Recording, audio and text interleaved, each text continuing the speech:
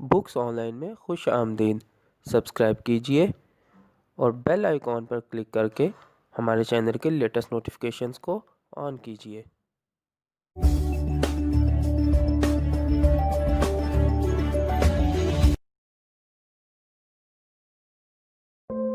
अऊज़ु बिल्लाहि मिनश शैतानिर रजीम। बिस्मिल्लाहिर रहमानिर रहीम। आज हम मुमताज़ मुफ्ती की किताब अलीपुर के अली के 34वें हिस्से के साथ हाजिर हैं। इस वक्त हम इस किताब के सफ़ा नंबर 288 288 पर मौजूद हैं। आइए शुरू करते हैं। दो रुखी। इन दिनों अली सारा सारा दिन घर में छुपा रहता और घर में भी वो खिड़की में खड़े होने से एहतराज़ करता कि कोई देख ना ले। न जाने क्यों दफातन उसकी ज़िंदगी में पर्दादारी का अंसर पैदा हो गया था। उसकी ख्वाहिश थी कि किसी को ख़बर ना हो कि वो अलीपुर आया हुआ है, कोई उसका राज ना पाले। लेकिन अलीपुर में किसी बात को छुपे रहना कतई तौर पर मुमकिन न था।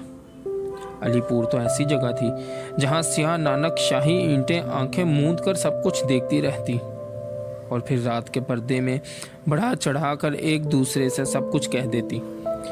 ईंटों के बाद दरवाजे चाऊं चाऊं करके दोहराते, जिन्हें सुनकर आवारा कुत्ते कहकहे लगाते और चमगादड़ें खुशी से रक्स करती और अंधेरे कोने बाहर निकल निकल कर चमगादड़ों की कथाकली देखते, मुस्कुरा कर फिर से छुप जाते।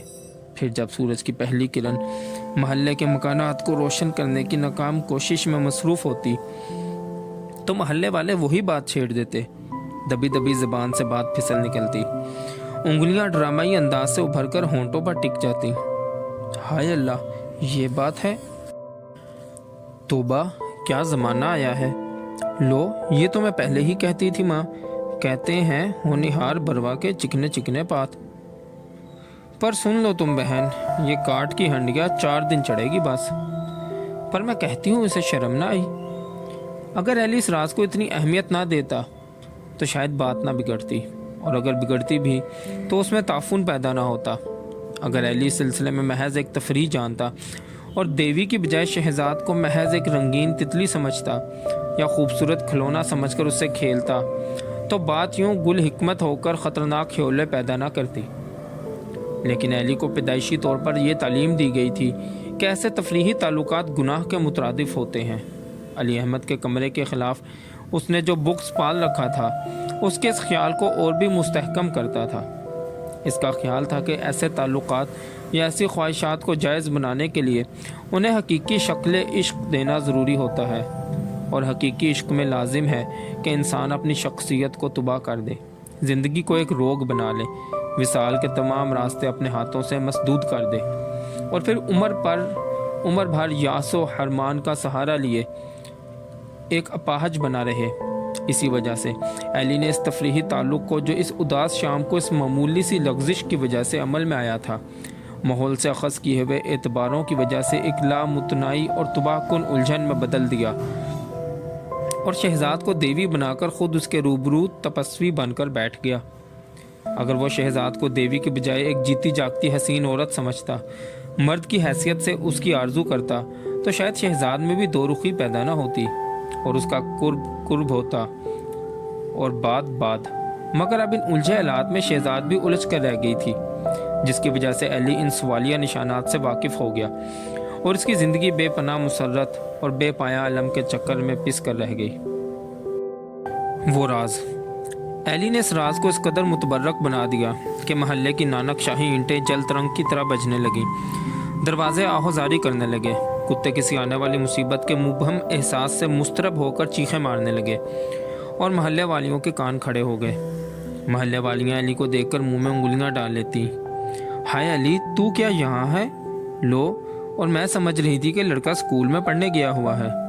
लो, हमें क्या मालूम कभी देखा भी हो बाहर चौगान में। पहले तो अल्लाह मारे अर्जुमंद के साथ पहरों लालटेन तले खड़ा रहता था और अब गोया किसी तहखाने में छुपा रहता है।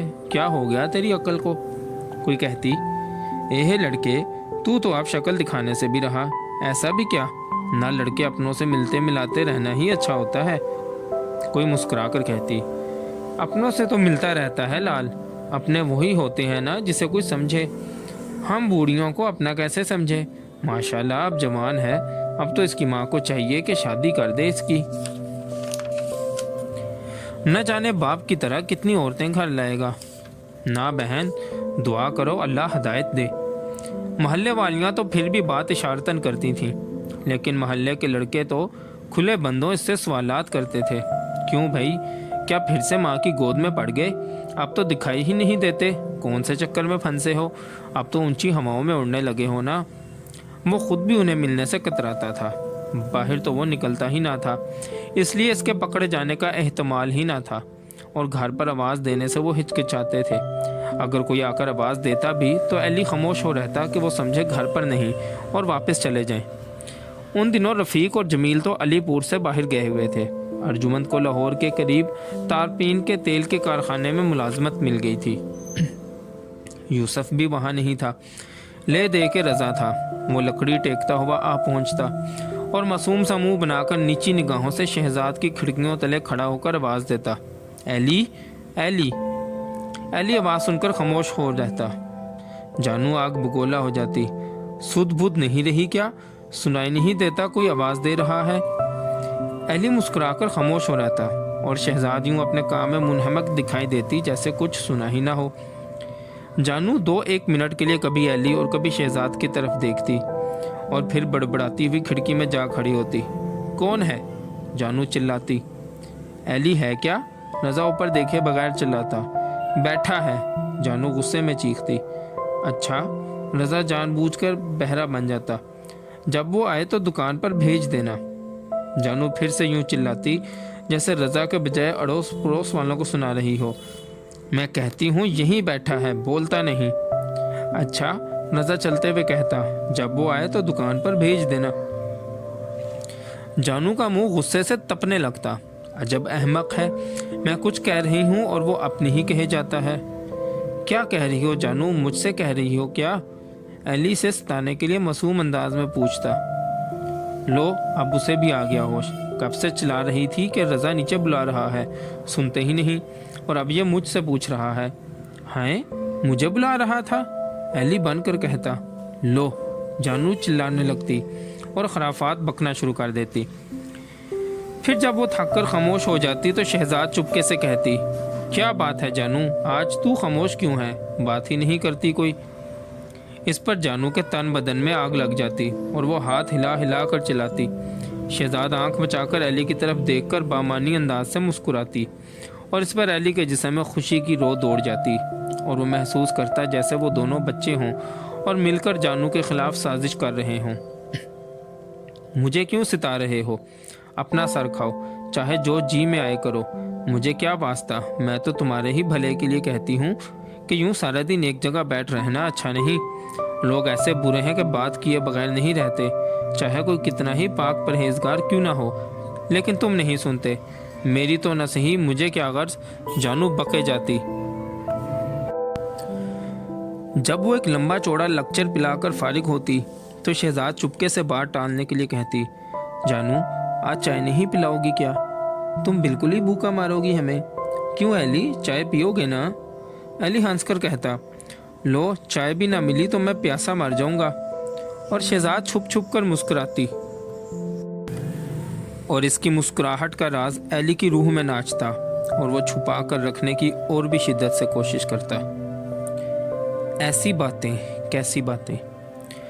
लेकिन आसफी महल्ले की सियाह ईंटें एक दूसरे की तरफ देखकर मुस्कुराहट भींचने की कोशिश करती और आसफी मकानात के दरवाजे ज़ेरे लब चूं चूं करके मुस्कुराते, हंसते, और फिर रात के अंधेरे में महल्ले के कुत्ते रोते, चमगादड़ें चीखती और इंतहा खाने नमा मकानात में महल्ले वालियाँ सर जोड़कर बातें करती और फिर उंगलियाँ होंठों पर रख लेती।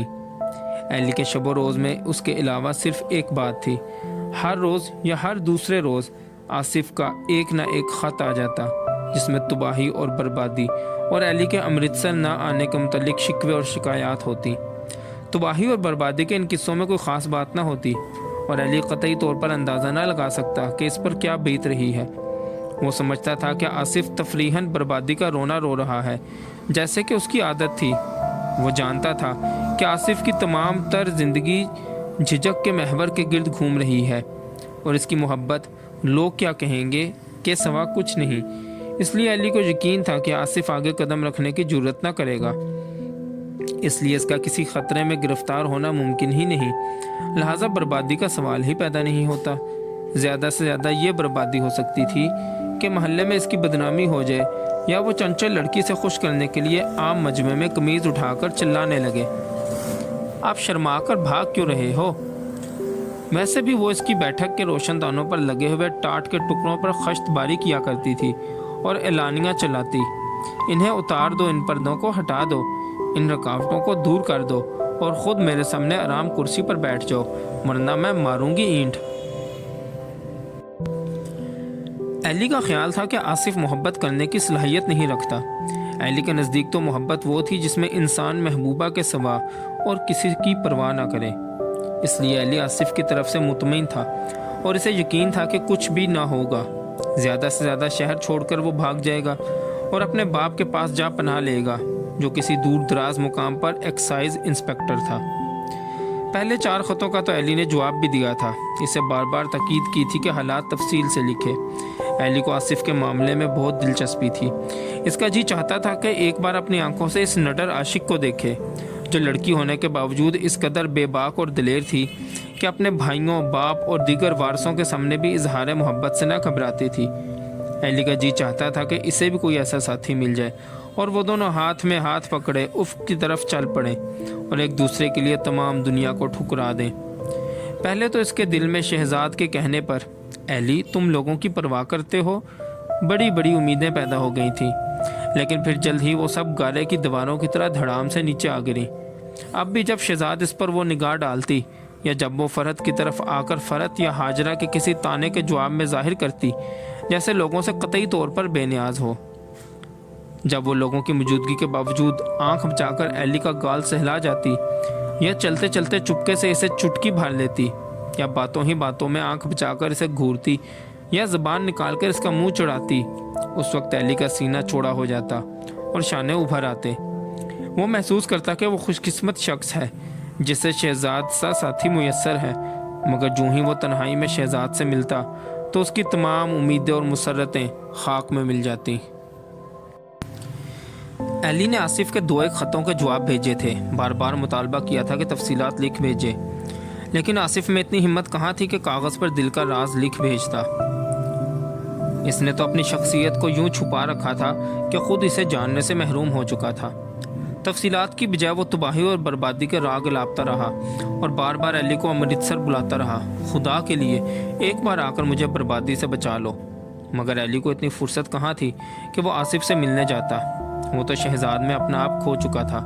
وہ تو چاہتا تھا کہ شہزاد اس کے سامنے بیٹھی مشین چلاتی رہے اور وہ اس کی ڈولتی ہوئی آنکھوں اور لٹکتے ہوئے بھرے اور گورے بازوؤں کو دیکھتا رہے، اس کے حنا مالیدہ ہاتھوں کا منتظر رہے، شہزاد چھم سے زینے سے اترے اور کہے ایک لقمہ کھاؤ تو زندگی سنور جائے۔ اس بات کا متمنی تھا کہ شہزاد زبان نکال کر ایلی کا منہ چڑھائے اور پھر سنجیدگی سے جانو سے کہے، جانو تم آج بات ہی نہیں کرتی، ناراض ہو کیا؟ اگر ایلی کو احساس ہو جاتا کہ آصف شہر چھوڑ کر جانے کے علاوہ کچھ اور کرنے کی بھی اہلیت رکھتا ہے تو حالات یہ رخ اختیار نہ کرتے، لیکن ایلی کو تو یقین تھا کہ آصف خطرے میں کود نہیں سکتا، چونکہ اس میں آگے قدم رکھنے کی جرت نہیں۔ ایلی کو کبھی خیال نہیں آیا تھا کہ وہ قدم پیچھے ہٹا سکتا ہے جو خطرناک نتائج پیدا کر سکتا ہے۔ اگر اسے اس بات کا ذرا بھی احساس ہوتا تو شاید وہ آصف کو ملنے کے لیے امرتسر چلا جاتا، مگر ایسا نہ ہوا۔ بربادی اور تباہی کے اعلان کم ہوتے گئے، شاعری کا عنصر نہ رہا جس سے اس کے پہلے خط لبریز ہوتے تھے۔ آہستہ آہستہ اس کے خطوط میں صبر اور ضبط کی جھلک واضح ہو گئی اور نفس مضمون میں اختصار پیدا ہوتا گیا، اور آخرش ایلی کو آصف کا وہ خط موصول ہوا جس میں صرف ایک جملہ لکھا تھا، میں تا دم تحریر زندہ ہوں۔ ایلی نے وہ خط دیکھا، اسے بار بار پڑھا، لیکن اسے کچھ سمجھ نہ آیا۔ آخر تا دم تحریر زندہ ہوں سے اس کا مقصد کیا تھا؟ یہ بات تو ایک حقیقت تھی، ایک ایسی حقیقت جسے کوئی جھٹلا نہیں سکتا تھا۔ انسان اپنے مستقبل کے متعلق کیسے جان سکتا ہے؟ وہ صرف حال کے متعلق ہی جانتا ہے، اور حال کیا ہے؟ ایک ساتھ، ایک مختصر ترین ساتھ۔ ایلی نے لاشعوری طور پر ان باتوں کا جائزہ لیا۔ اس وقت شام کا وقت تھا، ایک اداس شام، شہزاد کی موجودگی کے باوجود اداس۔ اس کی سیاہ آنکھوں میں چمکتی ہوئی شرارت کے باوجود اداس۔ وہ چپ چاپ شہزاد کے پاس جا بیٹھا۔ شہزاد، وہ بولا، یہ دیکھو تو۔ کیا ہے؟ وہ بولی، کیا دیکھوں تو؟ یہ خط میرے دوست کا ہے، ایلی نے اسے خط دیتے ہوئے کہا۔ عجیب خط ہے، وہ بولی، اس سے تو بہتر تھا اپنی تصویر ہی بھیج دیتا۔ وہ ہنسنے لگی۔ تم نہیں جانتی، ایلی نے کہا، اسے ایک لڑکی سے محبت ہے۔ اچھا، وہ مسکرائی، محبت ہے؟ پھر؟ کہیں کوئی گڑبڑ نہ ہو جائے، ایلی نے کہا، کہیں وہ مر نہ جائے۔